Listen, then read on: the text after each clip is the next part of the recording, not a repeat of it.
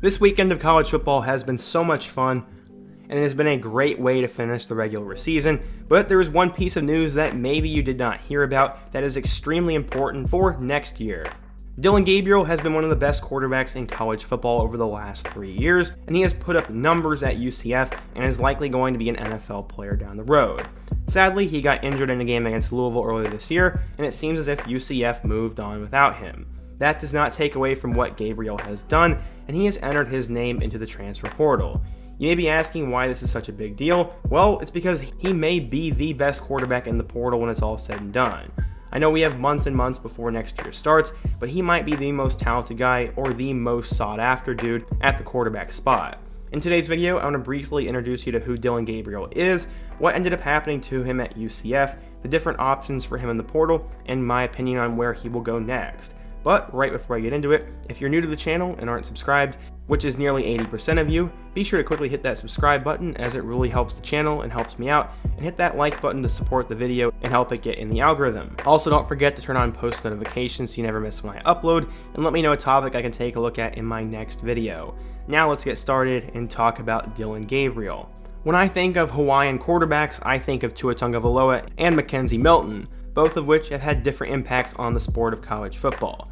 The next guy that comes to mind for me is Dillon Gabriel. Many of you guys may not know this, but coming out of Mililani High School in Hawaii, Gabriel was rated as a 3-star recruit and the number 27 pro-style quarterback in the class of 2019. He was recruited by Jeff Lebby, who becomes very important later, and he decided to take his talents to UCF. After everything that went down with Milton and a couple of failed experiments with Dariel Mack and Brandon Wimbush, Gabriel found himself as a starting quarterback in 2019 right away. As a freshman, he threw for 3,653 yards and 29 touchdowns with only 7 picks, and he completed 60% of his passes and also had 4 touchdowns on the ground. He was one of the breakout young stars in the game, and everyone was super hyped for him going into 2020. At the time, head coach was Josh Heupel, who also becomes extremely important later, and he helped get the most out of Gabriel. As a sophomore in 2020, Gabriel threw for 3,570 yards, 32 touchdowns, and only 4 picks, with 2 more touchdowns on the ground. He also increased his completion percentage to 61%, and he was seen as an NFL prospect going into this year. If he could put up big numbers, then the sky was the limit.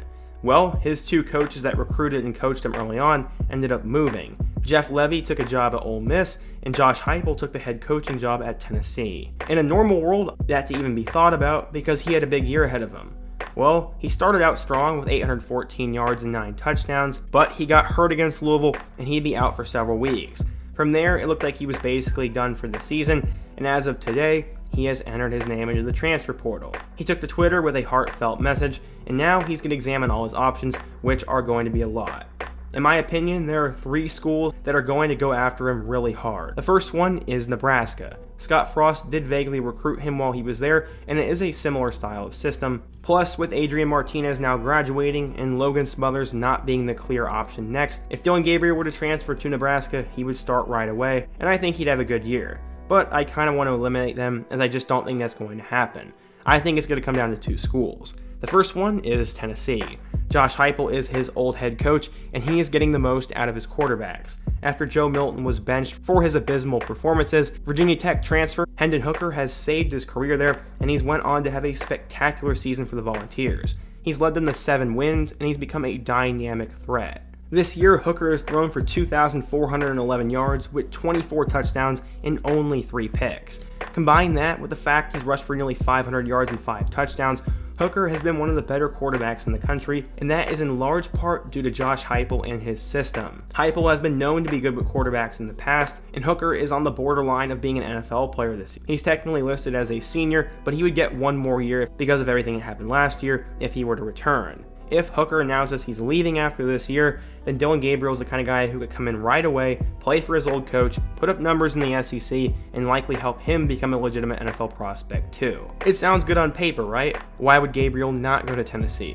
Well, there's another good option too. Lane Kiffin just led Ole Miss to their first 10 regular season win in school history, which was very shocking in my eyes, and at the forefront of that rise has been their quarterback Matt Corral. He's right now in contention to be the #1 overall pick, he's in the Heisman conversation, and he has been tremendous this year for the Rebels. He is going to be gone though, and they will need a new quarterback. The backup to Corral is a blue chip recruit by the name of Luke Altmaier, and they do have a really talented kid signed in 2022, but Ole Miss is going to look to build off of this year's momentum, and if Lane Kiffin does in fact stay, then there is absolutely no reason why he would not try to go get Gabriel.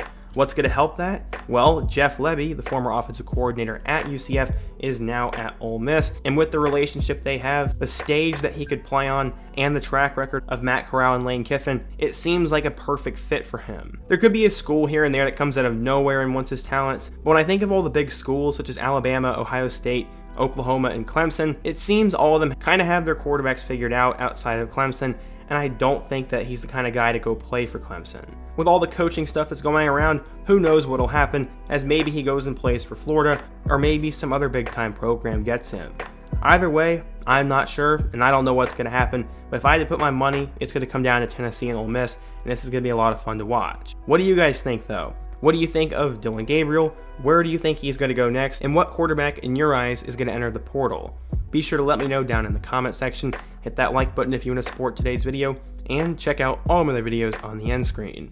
I hope to see you guys again soon, but until next time, peace.